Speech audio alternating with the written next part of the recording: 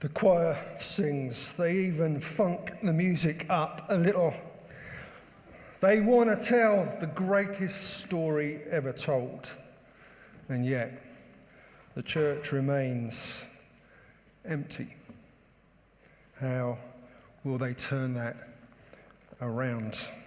Good morning, my name's Dave Hitchcock. I'm one of the ministers here, and we continue in our series, The Greatest Story Ever Told. This morning's reading comes from the Old Testament, from Isaiah, chapter 58. It's in the sticky pages of the Old Testament, so we'll put it on the screen. Although, yeah, that font will work. Okay, here we go.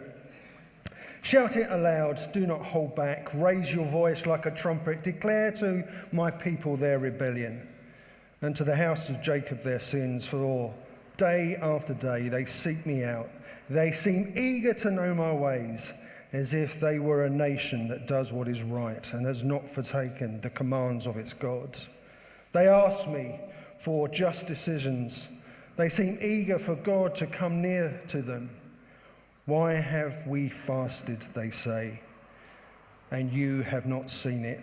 Why have we humbled ourselves and you have not noticed? Yet on the day of your fasting, you do as you please. You exploit your workers.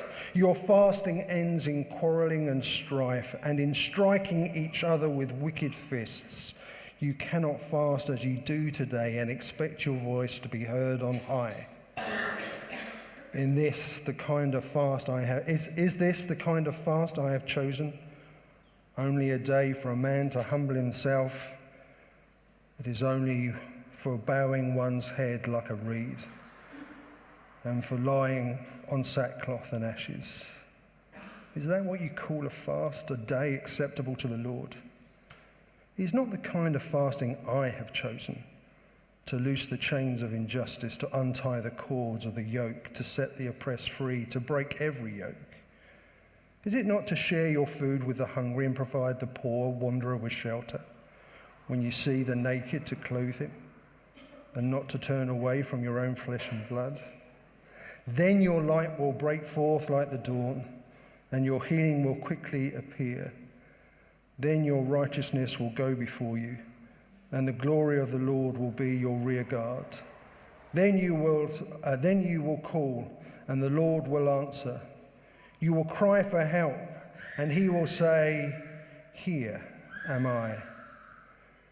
If you do away with the yoke of oppression and the pointing finger and the malicious talk, and if you spend yourselves on behalf of the hungry and satisfy the needs of oppressed, then your light will rise in the darkness. Your night will become like noonday. The Lord will guide you always. He will satisfy your needs in a sun-scorched land, and he will strengthen your frame. You will be like a well-watered garden, like a spring whose waters never fail. Your people will rebuild ancient ruins and raise up the age-old foundations. And you will be called repairer of broken walls, restorers of streets with dwellings. The word of God comes to a people who, on one hand, are very religious, who are very devout in their worship, but somehow feel no satisfaction in their religion. Somehow God is not responding. Somehow God is not showing up. Couldn't happen today, could it? I mean, it couldn't happen to a church in the UK today where people are singing songs with much gusto, with much enthusiasm, and yet in their heart of hearts wonder whether God exists and where he is if he does. Couldn't happen today. I used to spend my life as an itinerant preacher feel sorry for the congregations that I inflicted myself upon at this point. But I used to travel up and down the country, and I used to follow those trucks who had all sorts of things scrawled in the dust on the back of their tailgates, some of which I can share with you and some I most definitely can't. One said, "If kissing is a pain in the neck, you're doing it wrong." A variation on that theme might be, if you find Christianity boring, you're doing it wrong. That would be God's simple message to these people that we have just read about. I, as an itinerant preacher, would go around from church to church to church, and the great thing about itinerant preachers is they're here this week and gone the next, which means you can go up and talk to them and say anything you like, and knowing that you won't have the embarrassment of seeing them the following week. Loads of them used to come and tell me and say, "Oh, that was great, Dave." Some of them, one or two people did. But loads of people would tell me about their partial problems, their struggles with their faith, and lots of the time it could be summed up with, "Dave, I find following Jesus boring." And we sometimes fool ourselves that little dark secret is just ours in here and it'll never get out, no one will ever know. Well, I'm sorry, guys, to be the bearer of bad news, but the secret is out there. This is a picture of where my kids went to school in South London, which is just such a fantastic place to bring up kids, let me tell you. This is Dulwich Hamlet, which sounds posh because it is. Dulwich Hamlet Primary School, where our kids went to school. And in year, I think 4, they do the school trip. And on the school trip, they ask for parent help. And I wanted to be fun dad, so I put my name down as parent help, and I was invited to go along to be parent help on the school trip, where kids climb things that they really shouldn't climb and do archery and all that sort of fun stuff. And before I went, I prayed. I said, "God, you're going to need to forgive me, because there is no way I'm going to tell this lot of teachers and other parents that I'm a minister. You know, I want some friends during the week. I want people to, I want people to talk to." It was great, and the kids had a fantastic time. And in the evening, when the kids should have been in bed, we would get together as a bunch of adults and we'd drink coffee together, and we would chat. And every now and again, someone would say, so Dave, what do you do? And I'd say, "Hasn't the weather been fantastic today?" Really? "No, Dave, no, what do you do for a living?" "What's that interesting thing over there?" And anyway, I got away with it until about Thursday. And they said, "Right, Dave, you're going to tell us what you do, or we're going to get your daughter out of bed, and we're going to stand her in the middle of the staff room, and she's going to tell us what you do." I said, "I'm a minister." And they said, "What, like in the government?" "No," I said, "Minister, vicar, priest, that sort of minister." They said, "Yeah, right, Dave, yeah, of course you are. We spent time with you, we've drunk coffee with you, we've seen you drink wine as well and everything. You can't be a minister." I said, "Well, that's the best I got." In the morning, they got my daughter and said, "What does your dad do?" "He's a kind of a minister, not quite sure what that means, but that's what he does every day." And they came and they talked to me and they said, "So you were telling the truth?" I said, "What do you expect from a vicar?" Friends, mornings like this are fantastic. But if we are going to tell the greatest story ever told, our faith has to be done through more than just ritual. Through singing songs, through liturgy, through ceremony, through nice clothes, through great music, through impressive breeze block 1970s buildings. James, that book in the end of the Bible, which famous Christians have said is a strawy epistle. says these words, that a religion that does not restrain our tongue, services that don't give us a fresh compassion for the poor, worship that doesn't make us a little more like Jesus is worthless. He is worthless. You see, the sad fact of the matter is that there have been times when the church has swapped service of the poor for ritual.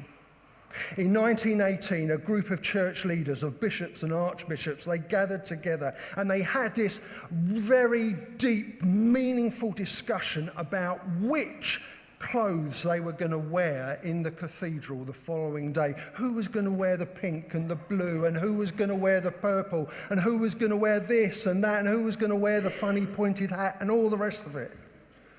Meanwhile, outside the window of the room that they were meeting in, the world was falling apart. The following day saw the Russian Revolution roll in to town. There was no service, there was no cathedral gathering, there was no liturgy, there was no ceremony, and there was no wearing of pink or blue or wearing a funny pointed hat. 100 years later, we live in a different world with different wars.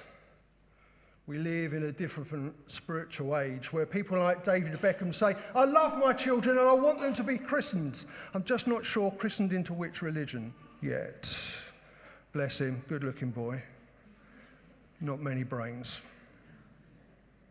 The world looks at the church through different eyes, looking for the greatest story ever told.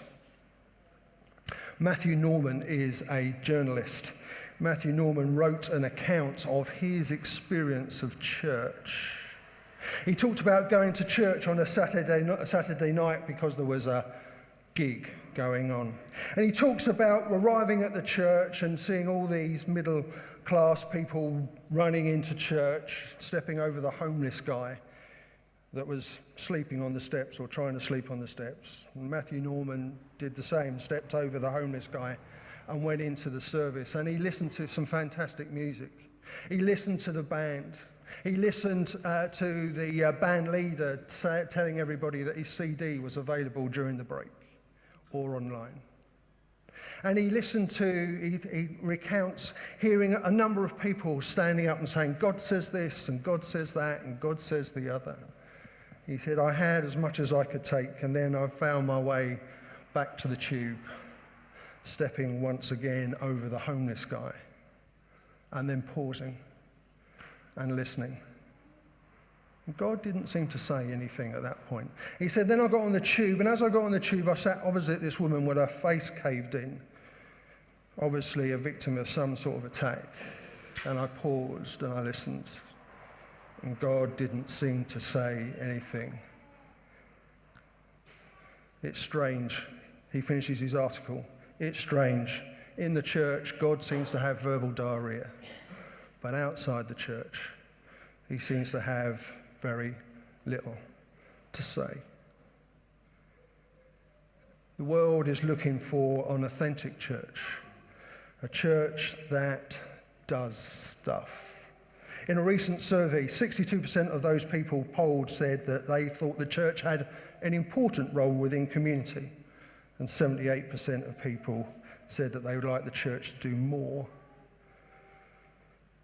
The greatest story ever told through action for the sake of the world? Absolutely. This world needs us to tell the story without using words, as someone famous once said. But also, we need to tell the story without words. In verse 4 of what we've just read, there is this hilarious picture that is written for us. Your fasting ends in quarrelling and strife, in striking each other with wicked fists. It's like this sort of cage fight. You know, you've got Andy Simmons in one corner and you've got Andy Gallen in the other. And there's this fight breaks out, and my money's on Andy. And really, is this, says God, is this really that which you consider to be worship? Is this what you think is honouring me? That you just get on and do your own thing, and because you're hungry, you lose your temper with one another? You see, God's not a killjoy.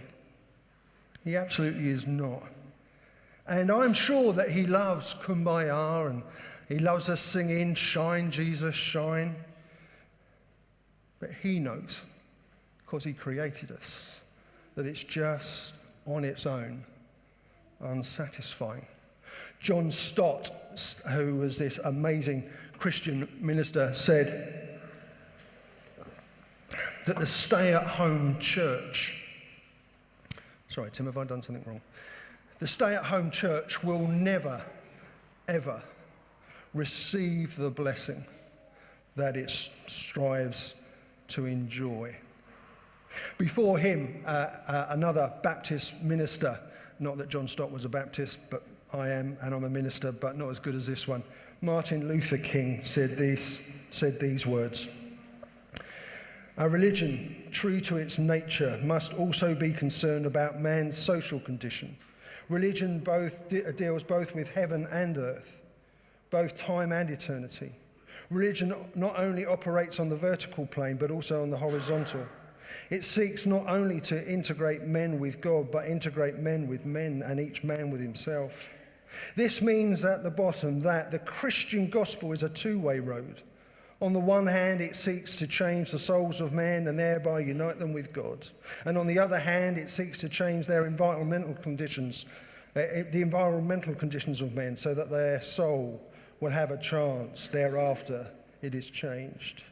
Any religion that professes to be concerned with the souls of men and is not concerned with the slums that damn them, the economic conditions that strangle them, and the social conditions that cripple them, is a dry as dust religion." And there all God's people said, "Suit yourself." Verse 6, God says to these wonderful people who are trying their best, what are you doing with your worship? What are you doing with your worship of me? Are you just standing there with your heads bowed, looking like broken reeds, lying on sackcloth and ashes? Does it all look right? But actually, in your heart of hearts, it's empty. Are you working long term towards a just society? Are you working short term to feed the hungry and shelter the poor? You want intimacy with me? You want a warm and fuzzy with me? Then work for justice. Work for justice, because when you do, there is a new beginning. There is personal restoration. There is security and this free-flowing fellowship with me. Verse 10, spend yourself on behalf of the poor. Why? For your own sake. Because when you do, guidance, providence, resources, restoration will be yours. Jesus was once asked, how do I tell the greatest story ever told? Or words to that effect. Love God and love others was his response. Be intimate with God and involved in the lives of those around you. It's got to be both. It can't be one or the other. It's got to be both. If it's just intimacy, faith becomes narcissistic. It becomes a product. What will my faith do for me? If it's just being involved, it's dry, it's barren. You've got nothing to bring. No transformation. I'm going to name drop now, forgive me. I used to work for a charity, and as a charity we put on this event about weddings, about marriage week. And guest speaker was William Hague, who looked a little bit like that. And William Hay and Fionn had just got married, and he was there, and he was, extolling the virtues of marriage and doing a very politically correct job, saying all the nice things about being married. And one of the journalists was there. He goes, "Oi, William, what's the best thing about being married then?" And William bowed his head for a moment, and then he said, I think the best thing about marriage is friendship."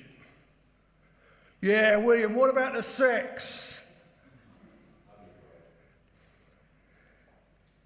He said, "Friendship makes sex great, makes it better, makes it best. In fact, sex without friendship is just technique. Faith, that is just about ritual, without intimacy with God and involvement with others, isn't Christian faith. It's just technique. It's just technique." Tom Wright, who I got to work with at another event that I was doing. Tom Wright is this brain on legs. If he wants to be friendly, he's Tom Wright. If he wants to be intellectual, he's Professor N.T. Wright. This guy is like a brain on legs. He used to be a bishop around these here parts. And Tom tells stories about being a bishop. And he says it's great because you get loads of free stuff. And which I'm sure is not his motivation. But Tom tells this story about being invited to the ballet. And I never want to become a bishop just for that reason. And the ballet, really. And sorry, that says more about me than the ballet. And he talks about this ballet he went to see, and he said it was the most heart-rendering thing he's ever seen. He said it was an amazing performance, just breathtaking. The energy, the synchronization, the grace, the power, it was just absolutely stonking. And because he's the bishop, that after the performance, you get to go back to meet the dancers and things like that. And the press are there, and he's there wearing his dog collar and feeling pretty conspicuous. And he said it was an amazing interview. He said that what happened next was something that will live with him for some time. One of these journalists, and I realise that journalists are getting a hard time in this sermon, but forgive me. One of the journalists said, it was a great performance, and your dancing was amazing, as he addressed the main ballerina. And the journalist said, could you help us out? If you could sum up the ballet that you've just danced, if you could just articulate its meaning in a few words, what would those few words be? And I don't know about the rest of the men in this room, but I've found that women can give you a look and tell you that you're being an idiot very, very easily. And this ballerina gave this journalist one of those withering looks. And she looked at her feet, puffy, bruised, battered, bleeding. And she said, "Sir, if I could express the story in a few words, if I could articulate its meaning in a few phrases, why do you think I've just busted myself in dancing for your pleasure for the last hour and a half?" You can't tell the greatest story ever told with a few words, with a few nice phrases. You've got to dance. You've got to dance. There has to be actions to tell the story well. Now, this will come as a shock to you, but I used to be the poster boy for Tonbridge Baptist Church. I accepted the role, not really understanding what it was, but being the poster boy at Tonbridge Baptist Church was actually, we used to have a notice board outside the church, right on the corner there. And in there, we used to do posters. And it was my job to get posters and to change them every week. And I put posters up with, all sorts of different texts on, sensitive ones, turn or burn, that sort of thing. And people would walk past, and it was the understanding that people would read these posters and walk right in. You'll notice we haven't got a notice board on the corner anymore for obvious reasons. It didn't work, not even with me being the poster boy. Instead, we do other things now, like the fun day. We do the fun day. Sally's here, and she's working really hard to put the fun day together. You see, the plain fact of the matter is that we could put a few phrases in a frame out there and try and tell the story, but no one will understand. No one will understand. One or two people might come in. But if we tell the story through action, if we put on a community day for thousands, if we organise a team of hundreds, if we put on a whole bunch of stuff that says life is great, TN10 is a great place to be, and God wants you to know that He is able to give you life, and life in all its fullness, well, maybe, just maybe, people will listen. And people will get to hear a larger part of the greatest story ever told. The fun day on July the 14th is part of our dance, guys. It's part of our dance. It's a part of us telling the story, the greatest story ever told. Do you know, about 20 minutes ago when I said, if Christianity is boring, you're doing it wrong. I get to work with Sally. That's my privilege and her burden. I watch Sally, and Sally may be many things, but she's not bored. She's not bored. Bored? No. Scared, stupid? Maybe. But she's doing the dance.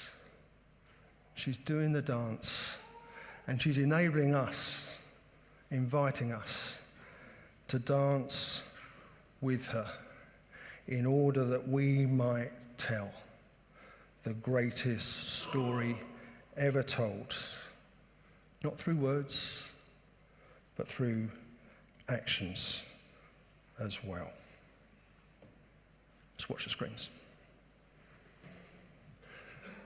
To understand the story, the greatest story ever told, sometimes words aren't enough. If you want people to join in, become part of the greatest story, you've got to dance.